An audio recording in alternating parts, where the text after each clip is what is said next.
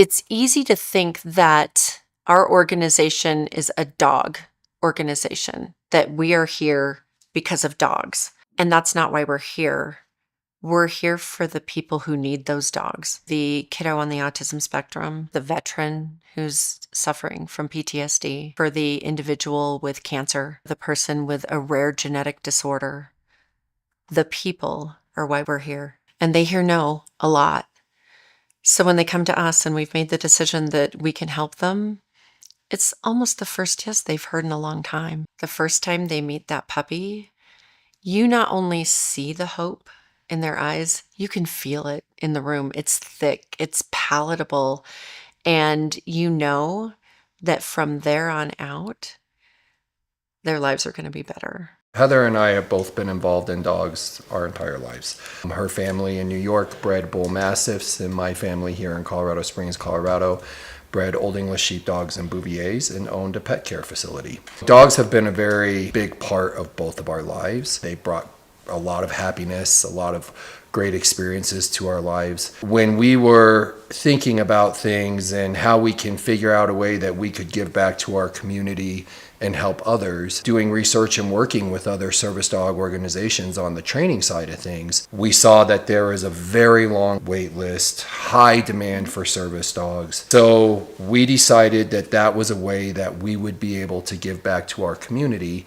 is to be able to start an organization where we could provide service dogs, help people train their own service dogs, help people that genuinely need them, because we know how much they did for us. Imagine how much they do for the people that need them for those kinds of things. Colton and I, whether it's been on the home front or the work front, we're a team in everything we do. When he came to me with this idea, I said, oh boy, I really did. Everything we've done and we've put our heart in, it's worked. And just seeing the people that we've helped in this short amount of time, I definitely know it was the right choice. It all starts with a dam and a sire. And the medical testing that we do on them, we test their DNA to make sure that there are no congenital defects going to be passed on to progeny. We test their eyes. We do an echocardiogram. And we also orthopedically test them to make sure that their structures, their bones, their joints are sound. And then we breed them.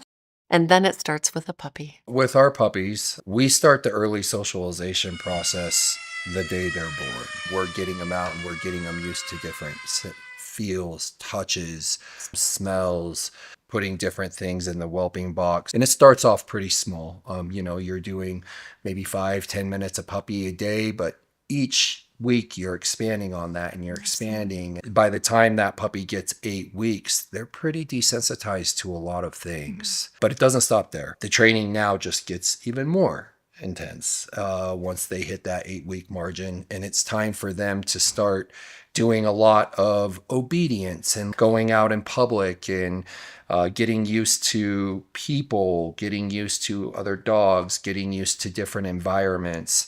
And then, the older they get, the more is entailed. Now we're starting on task training. Now we're starting on different things with different levels. It's a pretty cool journey. It's definitely a lot more entailed than just raising a companion dog. But, it's a lot of commitment. And when we learned how to do our socialization, they were more compliant, more eager to learn. Their new owners, they're thrilled with them. So it makes a difference, not just for service dogs, but it makes a difference for all dogs. Even prior to the puppies being born, whether it's our breeding or the breeding we're working with or the females that are donated to the program, these dogs are completely health tested.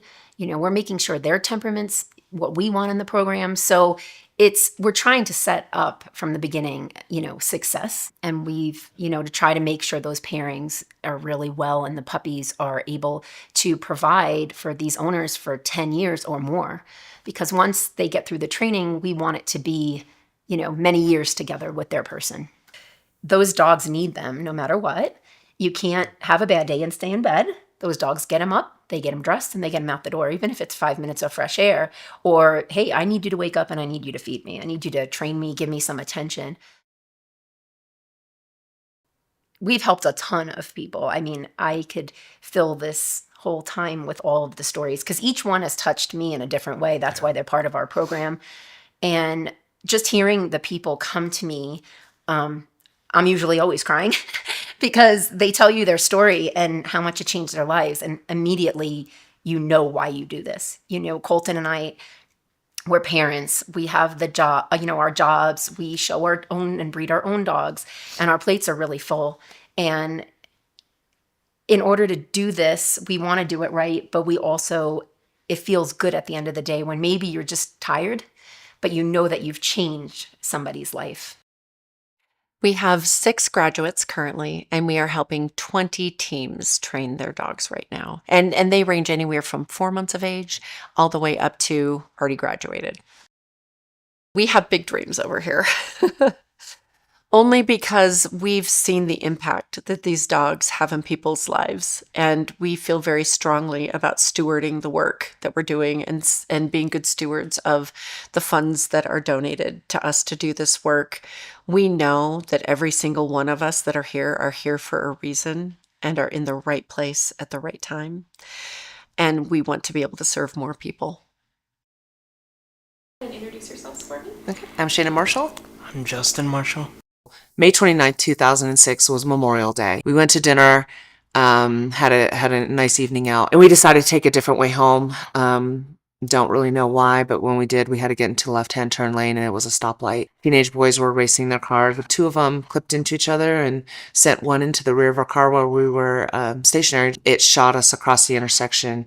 We hit the median. We rolled over. Unfortunately, the impact to the vehicle was the rear of our vehicle where 3 kiddos had been sitting. And so from that moment on, it was a different life. Our oldest son, Christian, was killed instantly. Justin was critically injured and in the hospital for 6 months, having to relearn to do everything that you can think of. And then McKenna had both of her legs broken and her nose broken. In that one instance, your life changes and you are completely different family from that point on. You're trying to deal with the loss of your child and deal with the loss of your other child, because no matter what, his life has changed also. And so you're just trying to figure out how to live, how to breathe most times. He's got a vision cut. He sees nothing to the left out of either eye. He's completely paralyzed on the left side with the arm. He walks with the brace on his left leg. Cognitively, there's deficiencies there. Balance is always an issue. Different things like that he has, that he's had to deal with and learn how to function through life. And then he had the fusing, so they took out basically everything kind of in the middle here, put a plate in his arm. We had talked about a service dog in the past, and I was like, well, I don't know how we'll make this work. They're exceedingly expensive. They take years to get. It seemed insurmountable at the time, especially when I'm trying to figure out life everywhere else anyways. Perry is mobility. He does an amazing trick, and he is able to pick up the smallest, minute a credit card off of concrete. So Perry can pick up items for Justin. Perry has picked up like your hat. Sometimes Perry picks up things that you don't want Perry to pick up. All the time. Perry likes to walk himself. He'll grab his own leash and walk himself. It's the funniest little thing.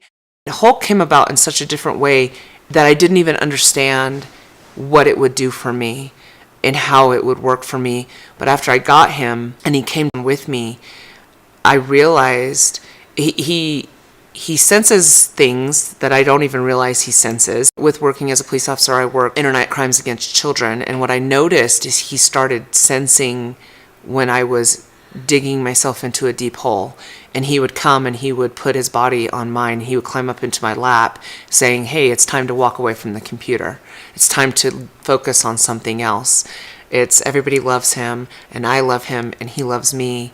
And he's my little ride or die. He's with me all the time. 95% of my day, he's walking. I call him my tail because he just follows me everywhere I go. That's what he does, and that's what he's brought to me. And really, anywhere I take him, in the quiet moments when things feel heavy, he's there, and he kind of snaps me out of moments, and that's what he's there for. You know, he's the PTSD guy, and he doesn't even know. He just lives his life, and he's just happy to be there, happy to be with me.